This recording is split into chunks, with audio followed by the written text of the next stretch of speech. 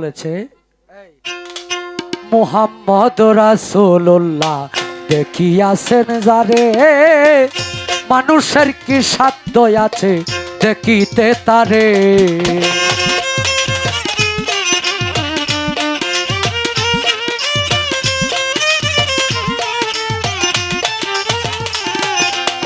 মুহাম্মদুর রাসূলুল্লাহ দেখিয়াছেন যারে, মানুষের কি শক্তি আছে দেখিতে তারে।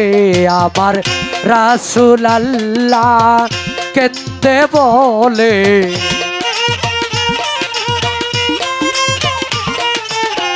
রাসূলুল্লাহ কেঁদে বলে, আর একবার যাও দেখা দিয়া, আপে খোদা হইয়া রইয়াছে সাপিয়া, আদম তনু বানাইয়া রে,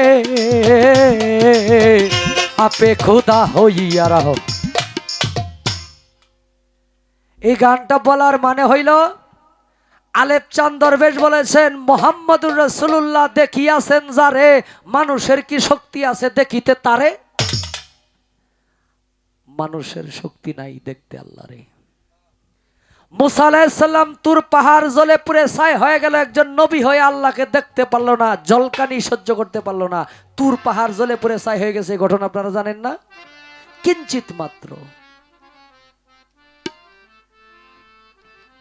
আপনি আমারে কইলেন একজন মুসলমান ব্যক্তি কখনো আরেকজন মুসলমানকে কাফের উপাধি দিতে পারে না।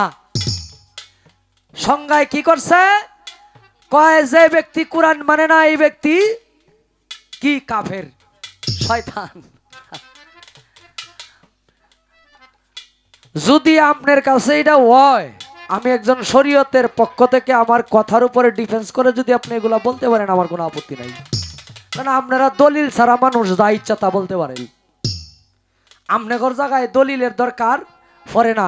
কয় প্রধানমন্ত্রীর কাছে দেখা করতে গেলে আগে যাইতে হইব মেম্বার সাহেবের কাছে নাকি, তারপরে চেয়ারম্যান সাহেব, তারপরে উপজেলা চেয়ারম্যান, তারপরে এমপি সাহেব, তারপরে মন্ত্রী, তারপরে প্রধানমন্ত্রী। শোনেন, এমনও লোক আছে এমন কিছু কর্ম করছে প্রধানমন্ত্রী নিজে ডাকিয়ে নিয়ে পুরস্কার দিয়ে কোনো ব্যক্তি লাগে না। কি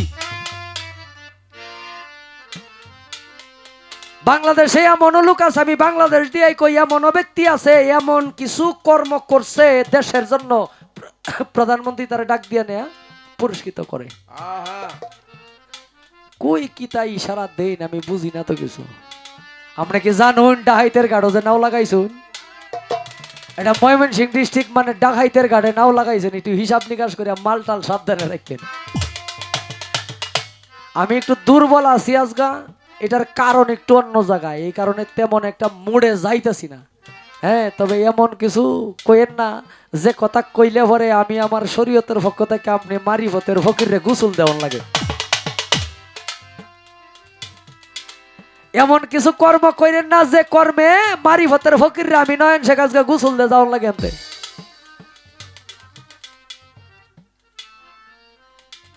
কইতে আপনি একটা কথা ভিতরতে ডাকাইতেছে। হ্যাঁ, এক মারিফতের ফকির গেছে ভক্তের বাড়িত, চৈত মাসা দিন গোসল যে করাইছে গরম পানি দিয়া, গরমের দিন কি শান্তি। আরেক শরীয়তের লোক না জানি না গিয়া মারিফতের ফকিরের কাছে গিয়া বাব হইছে, অনেক শীতের দিনও গেছে তার বাইত, এত ফিরিস্তে ঠান্ডা বরফ বার করিয়া গোসল দিয়ে এই শীতের মধ্যে ফিসাবরে তো শুয়াইছে লেফের তলে, ফিসাব তো জমিয়া শেষ।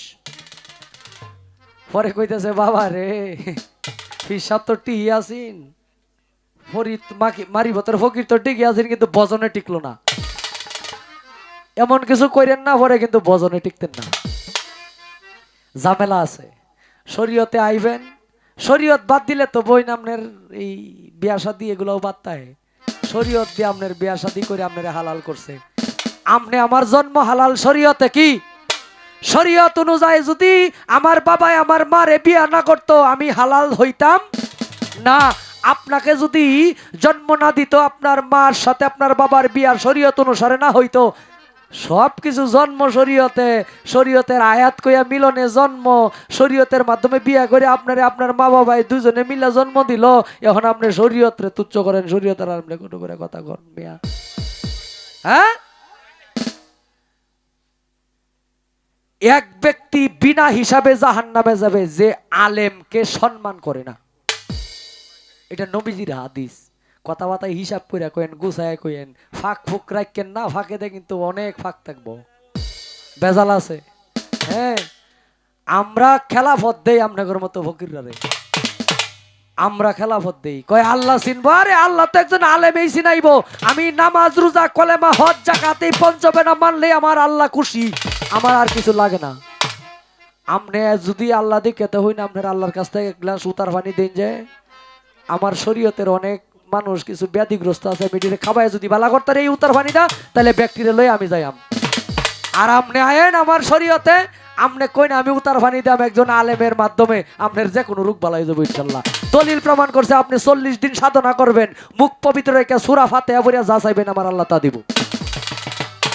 তবে 40 দিন পবিত্র থাকতে হবে, চোখ পবিত্র থাকতে হবে, কান পবিত্র থাকতে হবে, মুখ পবিত্র থাকতে হবে। পারলে একদিন বাড়ায় করেন।